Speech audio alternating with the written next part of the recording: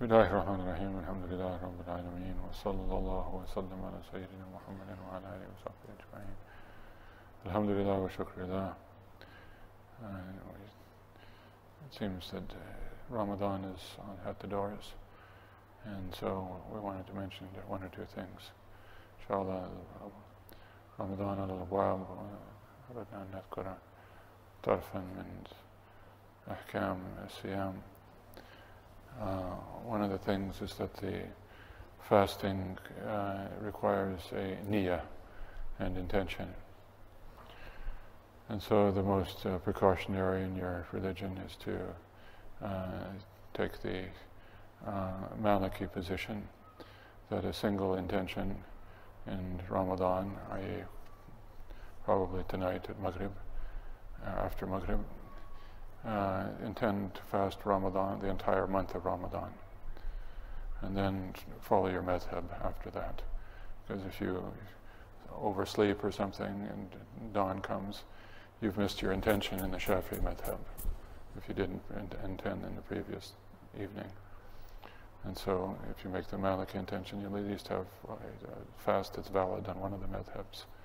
And so one at the beginning of the month suffices for the whole month for the Malikis.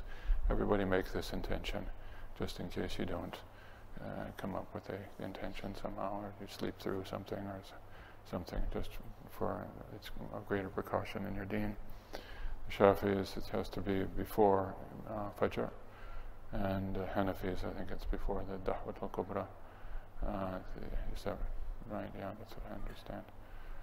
And so, Nasallah tawfiq wa taysir. As for the matter of what we want to devote our time to, unsurprisingly, fasting, inshallah. That's the greatest thing you can do, is to fast this month. And so it has a tremendous reward from Allah subhanahu wa ta'ala. It is a tremendous time of tajalli from Allah subhanahu wa ta'ala. And we hope, أنا أجزي به, the hadith al-Qudsi about Sawmu li wa ana ujzi bihi. The fasting is mine, and I give the reward for it, Allah subhanahu wa ta'ala. There are about 52 different positions of the ulama what this hadith means. However, inshallah, you can find your own meaning with what Allah subhanahu wa ta'ala does with your ruh during this month.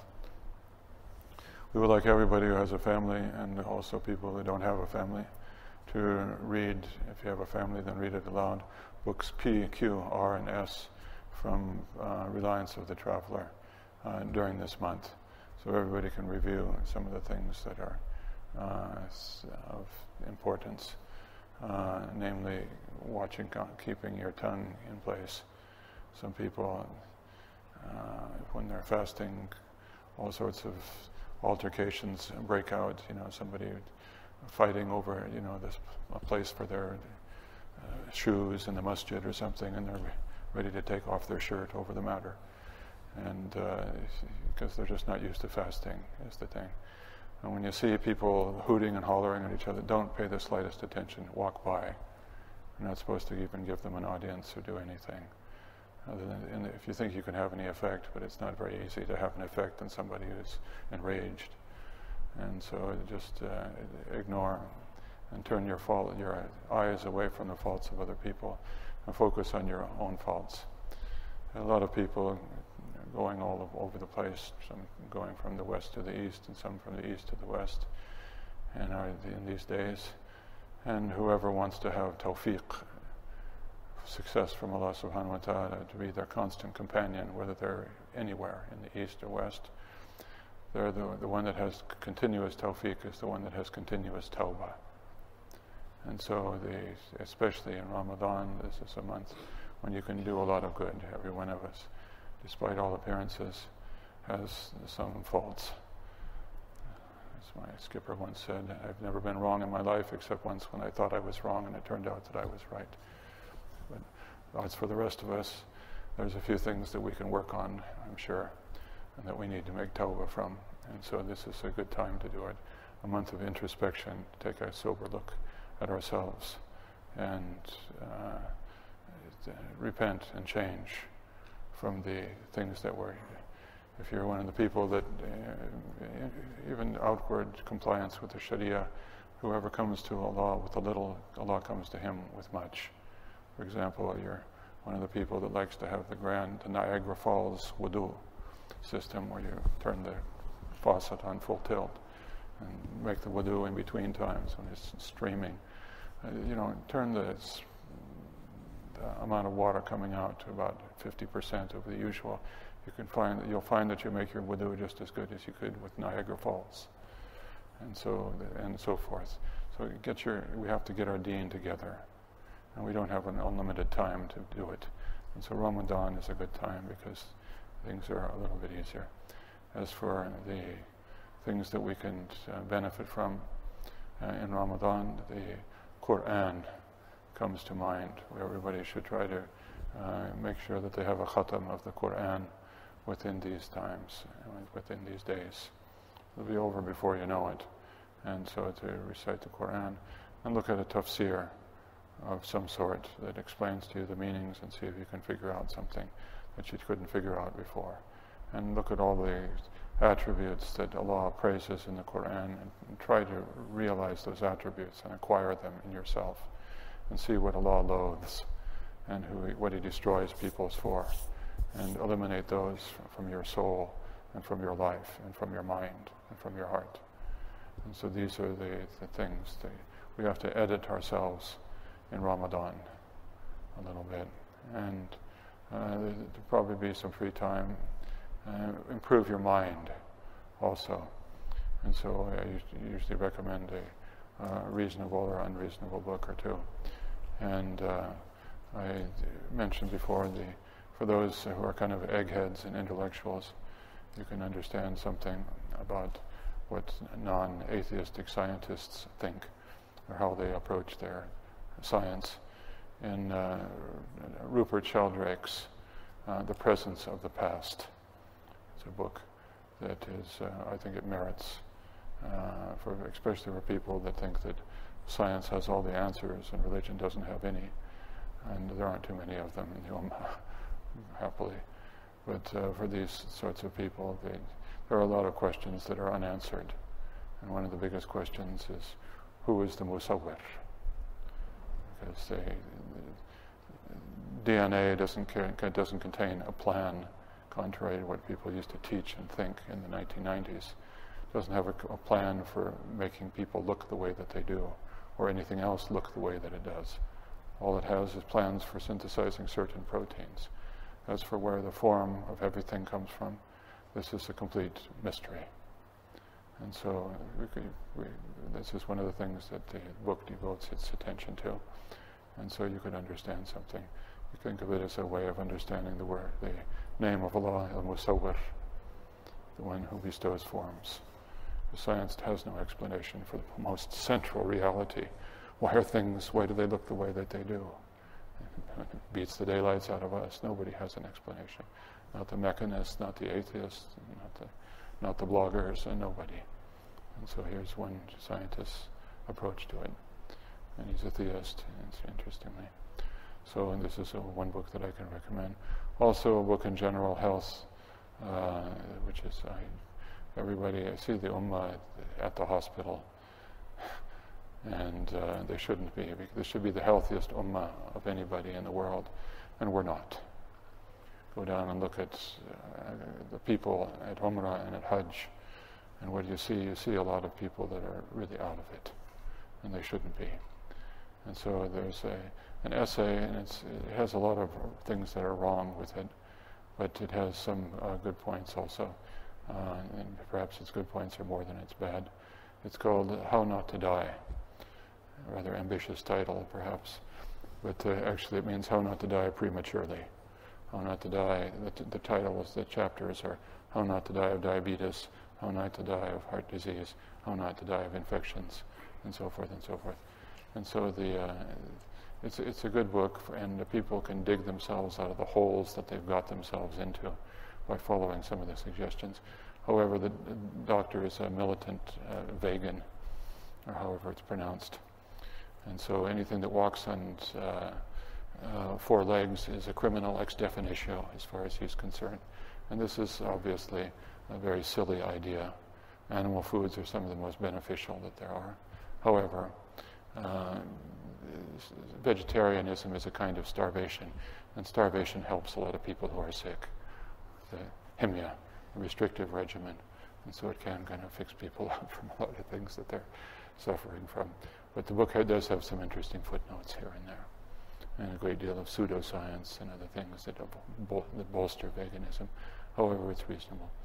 For our tasawwuf, what I would suggest is that people listen to the suhbas of the past year and of the coming year also. These are our intensive courses, and so this is one of the ways to check yourself out and make sure that your saluk is on course. And I also recommend for some of you with the literary bent, you could certainly do worse than reading Nicholson's Al-Masnawi Al-Manawi, of Jalaluddin Rumi, the Masnawi, inshallah ta'ala, or one of the other translations if it's okay. So nasallahu tawfiq wa taysir. But most of all, the Quran, and most of all, your fasting. So make sure you get your wird of the Quran. At night, everybody who's not a Wahhabi should pray 20 rakahs of Taraweeh. And so this is what we expect from ourselves. And the Shafi'i madhabs, one may pray it alone or may pray it in a group. And the other madhabs, most of them I believe, it's in a group. And so inshallah ta'ala, the group prayer will be here in the nights of Ramadan, inshallah. Nasallallahu tawfiq wa taysir. And inshallah, in the next year, it'll be in the Masjid al-Wishra, inshallah ta'ala. So those are some of the points we wanted to mention. The Lays al-Murad min sahabat al-Imtar, as Sidi ibn Ta'illah says. So the point of rain clouds is not the fact that rain is pouring down. وَإِنَّمَا مُرَادَ مِنْهَا وُجُودُ الْإِثْمَارِ. But rather what is meant by rain clouds is that fruits grow up out of the soil. And we're the soil, and so if you're not any better than you were before Ramadan, then you didn't benefit from it as much as it was designed to be. It's a huge medicine, without a doubt. And so we ask Allah subhanahu wa ta'ala to give us the benefit of it, and to give us, if we do all of these things, aside from the literary things, that's not so necessary, but books PQ, R, and S, review our saluk, try to get our the deen going, try to do something better that you weren't doing in the outward and in the inward. And one of the most disgusting faults of all, and especially what's even more disgusting in a Sufi, is somebody who doesn't like to spend money on someone besides themselves. And so this is something the Prophet ﷺ, if you want to have the sunnah of the Prophet in your heart, the Prophet ﷺ was the most generous man that ever lived. There was nobody more generous than he. And the most generous that he ever was in Ramadan. And so get this sunnah going. There's a lot of hungry people. And there's a lot of people who don't have homes. Their homes were wiped out in the last year. And by bombs or by floods or by whatever. And you can help them. And so do so. Do so. It's obligatory to pay more than merely the zakat that is wajib upon you. You have to also make some sadaqah. It's not something that is fixed in its percentage, sadaqah, in addition to zakat. However, there are many wajibs that are not fixed as to their amount, but they are equally wajib. So rescuing and saving people who are lost and don't have a prayer left except for their prayer to Allah subhanahu wa ta'ala, and other than your help financially, it's also obligatory to help them in the measure that one can. And so use this month to cure your minginess or your cheapness and stinginess. And also for those of you who are your relatives who you are not particularly keen on your religious trend, send them sums of money that will be likely to matter in their eyes as gifts for the Eid, at least. And if they're wondering what's going on, say, well, our religion commands us to give generous gifts. And they'll think of the religion in a new way. This is something palpable that people can understand. Not everybody can think, but almost everybody can count. And so, inshallah ta'ala, you can upgrade your image with your relatives. And this is also something that should be done during Ramadan by giving generous gifts to whoever you can. And nas'alullah tawfiq wa taysir. And we ask Allah to make it a month, and every day of it a day of barakah. Ameen. Walhamdulillah Rabbil Alameen. Sirr al-Fatiha.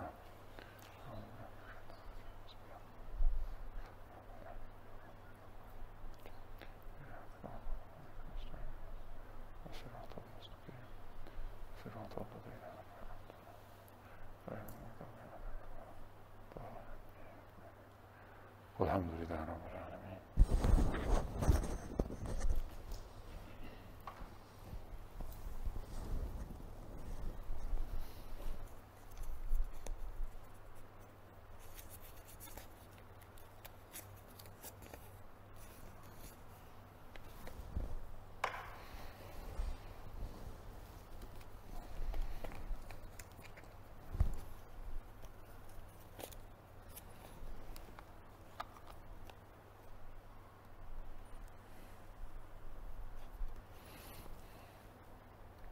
Should someone traveling in transit at airport also required to be praying Taraweeh? He need not pray it. However, it's even easier when you're traveling because you can pray nafilas sitting down in your conveyance. And so pray them on the flight if you're, inshallah ta'ala. Nas'alullah tawfiq wa taysir. It's superior. Everything has a little help that it gives to the ruh. And if you don't do it, so if you have energy to do it, then do it. It's better than just cruising through the magazines and the airport or whatever you're doing. So go pray your 20 rakahs, and you can pray it alone if you wish. And so, nas'alullah tawfiq wa taysir, following the Shafi'i position. But everybody who's muqim should do their utmost to pray it. So, nas'alullah tawfiq wa taysir. Walhamdulillah Rabbil Alameen. Allah. Alhamdulillah Rabbil Alameen. As-sawmu li wa ana ujzi bihi. Fasting is mine, and I am the one who requites it. Allah subhanahu wa ta'ala. So let it be a fast of dhikr of Allah subhanahu wa ta'ala, and a fast of akhirah. Nas'alullah tawfiq wa taysir. And keep it, all those of you who are chefs, keep it within reasonable bounds. There's no need to start at 10 in the morning fixing your iftar for the guests, just to silence all of the women in their family. Nobody can come up with 17 kinds of meat. Forget all these sorts of things. Keep it simple, as usual. That's a very good rule. So nas'alullah tawfiq wa taysir. Don't mix up dunya with akhirah. Walhamdulillah.